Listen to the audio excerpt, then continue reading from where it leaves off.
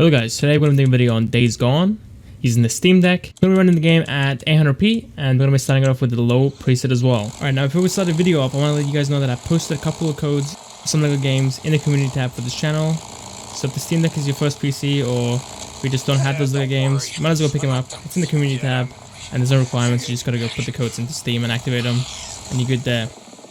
This video will go live in a couple of hours, so someone might have already taken the codes, I'm not sure. So just go try them out, see if there's any actually left there, and yeah, enjoy I guess.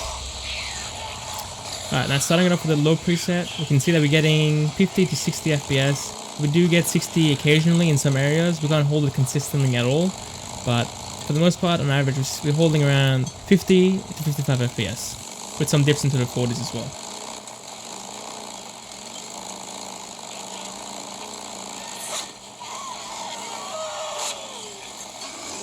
Alright, now let's get into a fighting scene when there's a bunch of enemies on the screen at once and they're shooting at us and we're shooting back at them.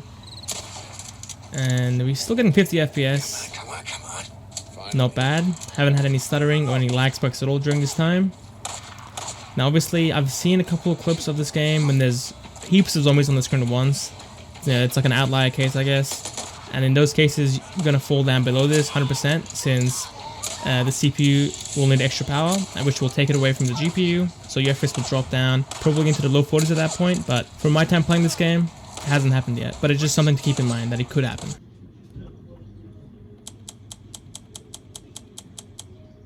Alright, now pushing it up to medium settings.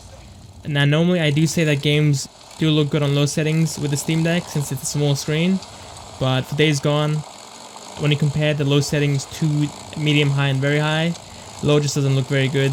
Grass textures are missing pretty much. The shadows, the reflections look way better on medium and high, and very high obviously.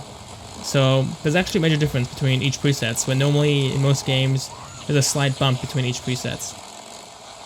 So I think for the optimized settings that I'm going to be doing later on, I'm going to be definitely focusing on trying to get medium and high instead of being on the lower side of things when I play at low and medium. And I'm probably not going to be capping our power limit as well, since this game is an open world game, and with all the AI and all the stuff going on the screen at once, I don't want to cap the power limit. But on medium settings, it's running quite decent. We do get some stuttering here and there. It's far more obvious than low settings, but it's like a micro stutter. It happens for a split second, then it goes away. And you find there, FPS is a bit lower obviously, we're ranging between the low 30s to the mid 40s. So it's a wide range, but on average we're sitting around the mid 30s and low 30s.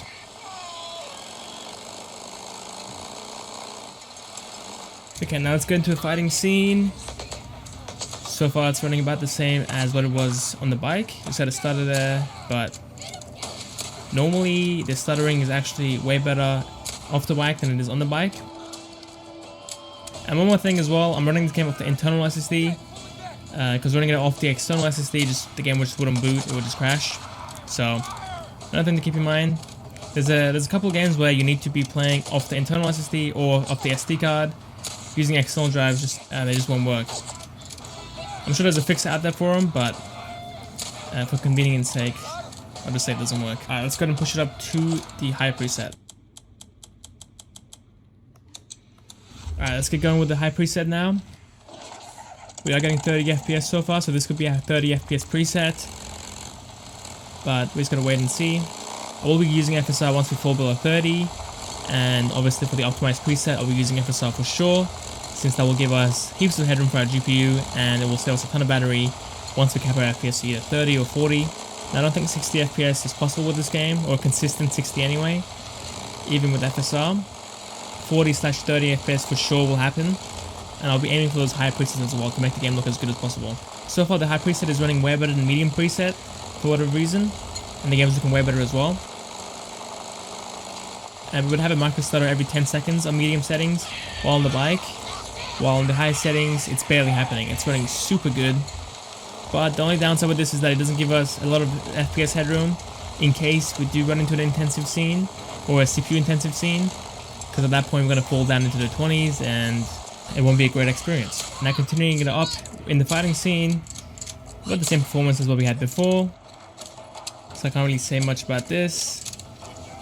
not really stuttering, but we're getting quite close to falling into the 20s, sitting in like 31, 32 FPS range. But other than that, it's looking great, it's playing great. Let's go and push it up to the max preset, which is the very high preset. And then we can play at the optimized settings.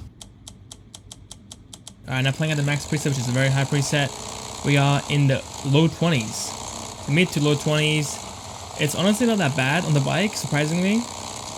It doesn't feel stuttery or super laggy, even though we are playing in the low 20s. But obviously the handling is super unresponsive. But the game itself plays fine. So let's go ahead and try out FSR real quick. See what kind of a headroom we can get. And we're going to be going for 960 by 600. Alright, now using FSR, we are getting 30 FPS basically. Feels like playing at 800p at high settings. Jump around from the low 30s to the mid 30s. The game looks fantastic, even though we're not running at native anymore. Now we are still falling down below 30, but it's only by like 3 FPS, 3 to 2 FPS, so it's not too major. And as long as you don't land into the mid 20s to low 20s, you'll be fine. Alright, now let's get into a fight scene real quick. See how it performs. But from before, yeah, about the same as what it was on the bike. Maybe even better since we're not moving around super quickly. It's not really stuttering, can't really feel any choppiness to it. Let's go ahead and optimize the settings and wrap up the video from there.